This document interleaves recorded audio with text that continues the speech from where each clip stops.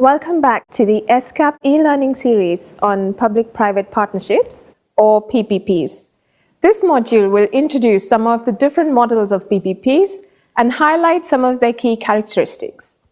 When PPP models are discussed, you'll often hear technical acronyms like BOT, PFI, DBFM, and so on. These terms can create confusion for those of us who aren't experts in PPP terminology. To keep it clear, we will avoid using these terms in this module, and we will focus on two simple questions. What are the objectives you are trying to achieve? And what responsibilities are you allocating to the private sector? To structure this presentation, we will start from the left with models that feature more government control, where risks, obligations, and investment are mainly borne by the public sector, and where the private partnership is relatively short-term. We will then move gradually towards the right with progressively more involvement from the private sector. To decide which PPP model you want to use, you have first to clarify whether or not you expect the private sector to make capital investments to build or expand public infrastructure.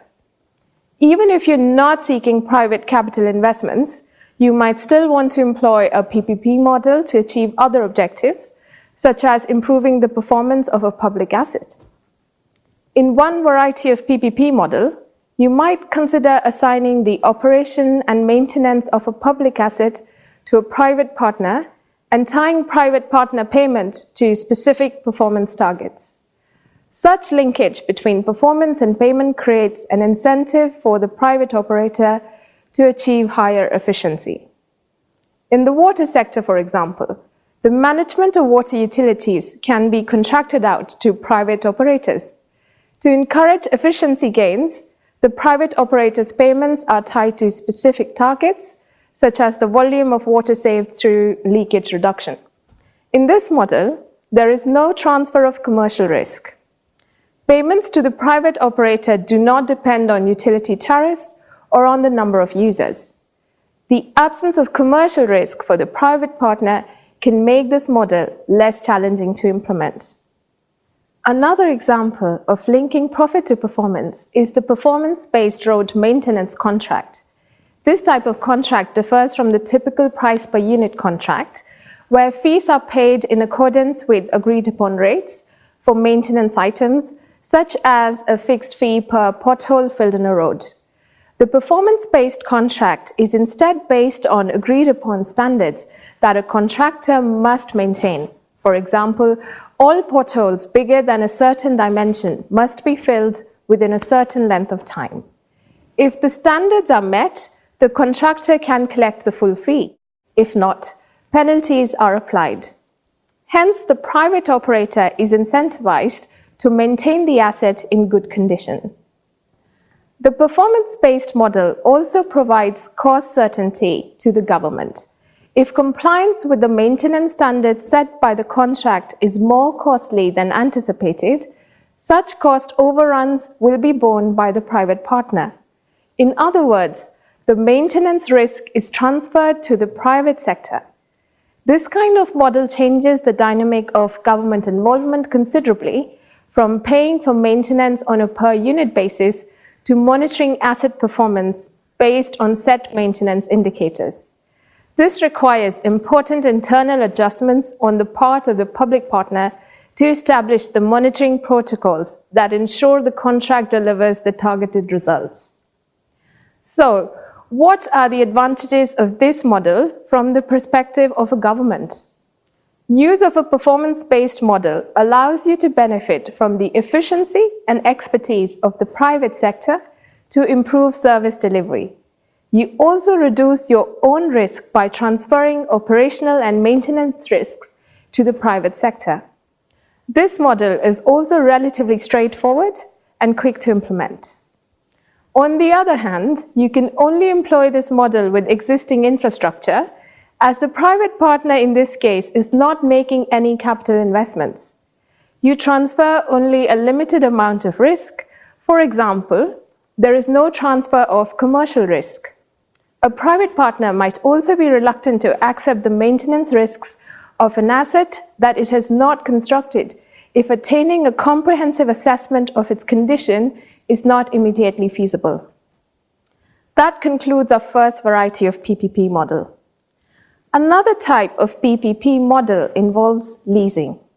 With leasing, the private contractor pays a fee for operating an existing public asset and collecting revenue derived from that asset's operation, while the initial capital investment remains the responsibility of the public authority. A classic example of this is a container terminal where the public authority leases out the terminal infrastructure to a private partner. The private partner makes the required investments to facilitate operations, such as cranes and warehouse, and then charges users for handling containers. In this case, the commercial risk is borne by the private sector, as profit depends on the number of containers handled. The duration of contracts in PPP leasing models are typically long enough to allow private partners to see returns on their operational investments. For the government, the advantages of this model are twofold. First, you generate increased revenue from a pre-existing asset. Second, you improve service delivery through efficiency gains brought by the private partners. However, some regulatory oversight needs to be put in place. For example, regulation might be required to prevent private operators from taking advantage of their monopoly position by overcharging users. Now, let's have a look at the PPP models where the private partner makes significant investments to build or rehabilitate a public asset. This type of partnership usually features extended contract duration to allow the private partner to recoup its investment, typically over 20 years. The arrangement can involve two possible sources of revenue for the private partner. The revenue stream can either come from charging the users of the asset or directly from the government through availability payments.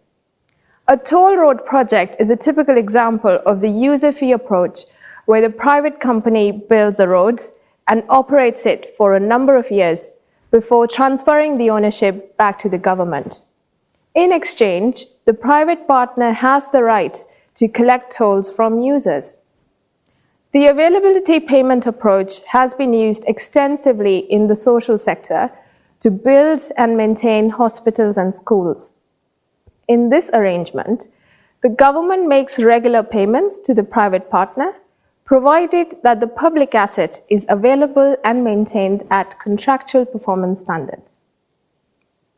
Working with a private partner in this way to build or rehabilitate a public asset offers a series of advantages. Efficiency gains may now be realized in all phases of the project, as the private partner is responsible for designing, building, and maintaining the asset. More risks are transferred to the private partner, including the construction risk. In this model, the asset is also financed with private capital, reducing demand on public finances. This kind of model also features limitations. The structural complexity of this kind of partnership can require extensive negotiation. The government might also have to provide subsidies and public guarantees to make these projects financially viable. Private financing is also more costly than public borrowing. PPP projects must offer enough efficiency gains to compensate these higher financing costs. The dynamics of the final PPP alternative we'd like to discuss are similar to those of the previous PPP investment model, with the exception that asset rights do not revert to the government at the conclusion of the partnership, and the ownership of the asset remains in the private sector. The public sector maintains, however, a critical role for the infrastructure development. In the energy sector, for example, the public authority might be the main client of the infrastructure to be built via the signature of a long-term power purchase agreement. Under this agreement, the public entity takes the commitment to buy electricity from a private company at an agreed price, thereby making the project financially feasible. In the telecom sector, although investments are made by private companies, Public authorities may also play an active role as a regulator. Such regulatory participation includes granting licenses to mobile telephone operators and ensuring that sector competition is sufficient to drive prices down.